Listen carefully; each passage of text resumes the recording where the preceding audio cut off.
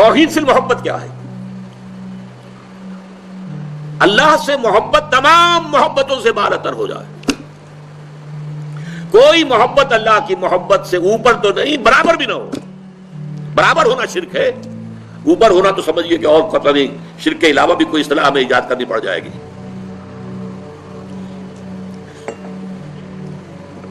سورہ بقرہ میں فرمایا وَمِنَ النَّاسِ مَن يَتَّخِذُ مِن دُونِ اللَّهِ أَندَادًا يُحِبُّونَهُم كَحُبِّ اللَّهِ وَالَّذِينَ آمَنُوا أَشَدُّ حُبًّا لِلَّهِ. لوگوں میں سے کچھ ایسے بھی ہیں جو اللہ کے سوا کچھ ہستیوں کو محبوب بنا لیتے ہیں، اللہ کا مد مقابل بنا کر ان سے وہ محبت کرنے لگتے ہیں جو اللہ سے کرنی چاہیے تھی. وَالَّذِينَ آمَنُوا أَشَدُّ حُبًّا لِلَّهِ، اور جو واقعتاً اہل ایمان ہیں وہ شدید ترین محبت کرتے ہیں اللہ کے ساتھ. تو قرآن یہ نہیں کہتا کہ آپ والدین سے محبت نہ کریں، کرو، لیکن والدین کی محبت اللہ کی محبت کے برابر نہ ہو جائے، اس سے بڑھ نہ جائے. اولاد سے محبت کرو، اولاد کی محبت اللہ کی محبت سے بڑھ نہ جائے.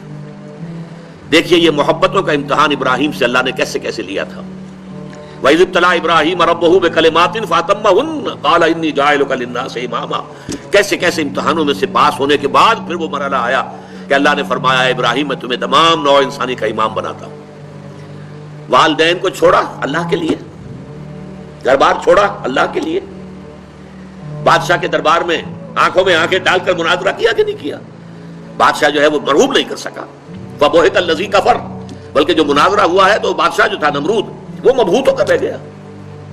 اپنی جان کو اللہ سے، اللہ کی محبت سے زیادہ نہیں سمجھا. آگ میں کود گئے کہ نہیں؟ بے خطر کود پڑا آتش نمرود میں عشق. عقل ہے میں تماشائے لبے بام ابھی. پھر اپنے ملک کی محبت پر اللہ کی محبت کو ترجیح دی، ملک چھوڑ دیا، ہجرت کی. آخری امتحان جو لیا ہے، آخری امتحان جس سے کڑا امتحان ہو نہیں سکتا. 100 برس کی عمر میں وہ 13 برس کا بیٹا جو دعائیں مانگ مانگ کر اللہ سے لیا تھا، اکلوتا بیٹا، حکم آیا ذبح کر دو. یہ ہے سب سے بڑا امتحان. 100 برس کا بوڑھا انسان اور بڑی دعائیں مانگ مانگ کر بیٹا لیا. 87 برس کی عمر میں حضرت اسماعیل کی ولادت ہوئی ہے. اب 13 برس کے ہو گئے ہیں. فلما بلغ معه السعی، جب بھاگ دوڑ کے قابل ہو گئے. 13 برس کا جوان بچہ جو ہے باپ کا دست و بازو بن جاتا ہے، بھاگ دوڑ.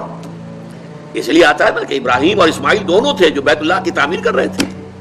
وَإِذْ يَرْفَعُ إِبْرَاهِيمُ الْقَوَاعِدَ مِنَ الْبَيْتِ وَإِسْمَاعِيلُ. اس اسماعیل کے بارے میں انی ارا فی المنام انی اصبحک فانظر ماذا تری. اے میرے بچے میں دیکھ رہا ہوں خواب میں، بار بار یہ خواب آ رہا ہے کہ میں تمہیں ذبح کر رہا ہوں. اور اس کے لیے چھری پھیر دی. یہ تو اللہ تعالیٰ نے جو ہے قد صدقت الرؤیا انا کذالک نجزی المحسنین. اللہ تعالیٰ نے کہا بس بس، امتحان ہمیں لینا تھا، وہ امتحان پورا ہو گیا. یہ ہے محبت، توحید فی المحبت. اللہ کی محبت تمام محبتوں سے غالب. اور اگر کوئی ایک محبت بھی آ کر آپ کے دل کے سنگھاسن پر اللہ کی محبت کے ساتھ براجمان ہو گئی، بات ساتھ کہہ رہا ہوں، اوپر نہیں، ساتھ بیٹھ گئی آپ کے دل کے تخت پر، تو یہی شرک فی المحبت ہے. اب دیکھیے یہ تو میں نے انڈیویجول لیول پر آپ سے بات کی. اب آئیے اجتماعی سطح پر، بلکہ اسی ضمن میں ایک آیت اور سن لیجئے. اللہ کی محبت کے ساتھ جڑی ہوئی محبت ہے اللہ کے رسول کی محبت، اور پھر تیسری محبت ہے اللہ کی راہ میں جہاد کی محبت. اب توحید فی المحبت کے لیے سورہ توبہ کی آیت نمبر 24 جو ہے وہ لرزا دینے والی بھی ہے اور بہت جامع بھی ہے. قل ان کان آباؤکم وابناؤکم واخوانکم وازواجکم وعشیرتکم واموال اقترفتموها وتجارۃ تخشون کسادها ومساکن ترضونها احب الیکم من اللہ ورسولہ وجہاد فی سبیلہ فتربصوا حتی یاتی اللہ بامرہ واللہ لا یہدی القوم الفاسقین.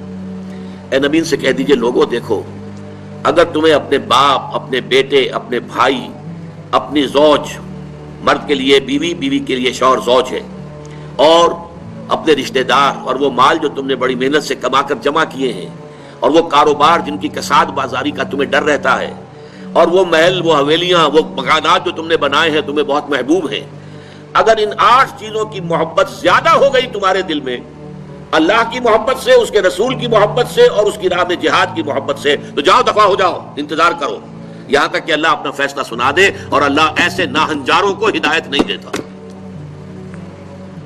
8 محبتیں ایک پلڑے میں ڈال لیجئے، باپ کی محبت، بیٹے کی محبت، بھائی کی محبت، بیوی کی محبت، رشتہ داروں کی محبت۔ 5 مال کی 3 شکلیں، جائیداد، کاروبار اور کوئی نقد، 3 یہ شکلیں، 3 جمع 5 8، اور 3 محبتیں دوسرے پلڑے میں ڈالی، اللہ کی محبت، رسول کی محبت اور جہاد کی محبت۔ اب اگر یہ پلڑا بھاری ہے 8 والا تو جاؤ دفع ہو جاؤ، تمہارا اللہ سے کیا سروکار؟ اللہ ایسے ناہنجاروں کو ہدایت نہیں دیتا۔ سب سے پہلے یہ طے کر لو کہ ان 3 محبتوں کا پلڑا نیچے ہونا چاہیے، بھاری ہونا چاہیے ان 8 کے مقابلے میں۔ یہ ہے توحید فی المحبت اور یہ ہے شرک فی المحبت۔ لیکن اب اس کو لائیے ذرا اونچے سطح پر، وہ جو میں نے کہا انسانی معاشرہ، ریاست، اس ریاست کے لیے، معاشرے کے لیے بھی کوئی ایسی شے موجود ہونی چاہیے کہ جو اس میں رہنے والے یا اس میں شامل سب لوگوں کی محبوب شے بن جائے۔ یہ کامن محبت انہیں جوڑے گی، ان کے اندر اتحاد پیدا کرے گی۔ مثلا وطن کی محبت، وطن کی جے جے ہند، وطن کی عظمت کے گنگاؤ، قوم کی محبت، وطن پرستی، قوم پرستی، کوئی نظریہ پرستی، یہ بہت سی پرستشیں ہیں جن سے کہ لوگ پھر جڑے رہتے ہیں۔ نسل پرستی، لسان پرستی، زبان پرستی، یہ آج کل جو آپ کو کہتے ہیں کہ یہ لسانی عصبیتیں اور یہ نسلی عصبیتیں، یہ بلوچ نیشنلزم، یہ پختون نیشنلزم، یہ سرائکی نیشنلزم، یہ ایک اردو والا نیشنلزم، 5ویں قومیت نکلی تھی ہمارے ہاں، یہ سب کچھ کیا ہے؟ یہ جمعیت کے لیے، لوگوں کو جوڑنے کے لیے، شیرازہ بندی کے لیے، انہیں متحد رکھنے کے لیے کوئی نہ کوئی شے محبوب ہو جانی چاہیے۔ اس اعتبار سے اس دور کا سب سے بڑا شرک وطن پرستی ہے۔ لیکن پھر دیکھیے، میں بات آپ سے عرض کر رہا ہوں، علماء کرام اس کو نہیں پہچان پائے، اس کو پہچانا ہے تو علامہ اقبال نے پہچانا ہے۔ اس دور میں میں اور ہے، جام اور ہے، جم اور، ساقی نے بنا کی روش لطف و ستم اور، تہذیب کے آزر نے ترشوائے صنم اور، مسلم نے بھی تعمیر کیا اپنا حرم اور، ان تازہ خداؤں میں بڑا سب سے وطن ہے، جو پیرہن اس کا ہے وہ مذہب کا کفن ہے۔ نظارہ دیرینہ زمانے کو دکھا دے، اے مصطفی خاک میں اس بت کو ملا دے۔ یہ وطن پرستی شرک، اس دور کا سب سے بڑا شرک۔ نیشنلزم جو ہے وہ لوگوں کو جمع کرنے والی شے ہے۔ ہماری قوم، ریشیل نیشنلزم بھی ہوتا ہے، نسلی قومیت، اور آج کل نیشنلزم جو ہے وہ علاقائی ہوتا ہے، ٹیریٹوریل نیشنلزم۔ ایک ملک میں رہنے والے جو ہے اس کو سب ایک قوم ہے اور اپنے ملک سے محبت سب سے اوپر کر دیں۔ یہ ہے در حقیقت علامہ اقبال نے جس کو کہا کہ وطن ایک تو ہے وطن سے محبت ہونا، وہ ٹھیک ہے، حب الوطن من الایمان حدیث ہے، گفتار نبوت میں وطن اور ہی کچھ ہے، اور گفتار سیاست میں وطن اور ہی کچھ ہے۔ وطن جب آتا ہے پولیٹیکل کانسیپٹ کی حیثیت سے وہ معبود بنتا ہے۔ اس معبود کی ایک نماز ہے، آپ کھڑے ہو جاتے ہیں، ترانہ پڑھا جا رہا ہے اور آپ کھڑے ہیں، جھکے ہوئے، سر جھکا کر کھڑے ہیں۔ یہ قنوت جو ہے یہ کس کے لیے ہو رہا ہے؟ وطن کے دیوتا کے لیے ہو رہا ہے۔ وطن کے دیوتا کا ایک اور ہے سلامی، جھنڈے کو سلامی دی جا رہی ہے، جھنڈا وہ علامت ہے آپ کے وطن کی۔ آپ کے علم میں ہوگا، میں اس ترانے کے پڑھے جانے کے وقت کھڑا نہیں ہوتا، اور اس سے بڑی کنٹروورسیز بھی ہوئی ہیں، مجھے بڑی تلخ باتیں بھی سننی پڑی ہیں، لیکن میں یہ سمجھتا ہوں کہ در حقیقت یہ وطن کی نماز ہے، وطن کی حمد ہو رہی ہے، وطن کے اور ترانے گائے جا رہے ہیں۔ در حقیقت یہ اجتماعی سطح پر پولیٹیکل سائنس کے اعتبار سے آج وطن جو ہے وہ جو ہے ایک معبود کی شکل اختیار کر گیا ہے۔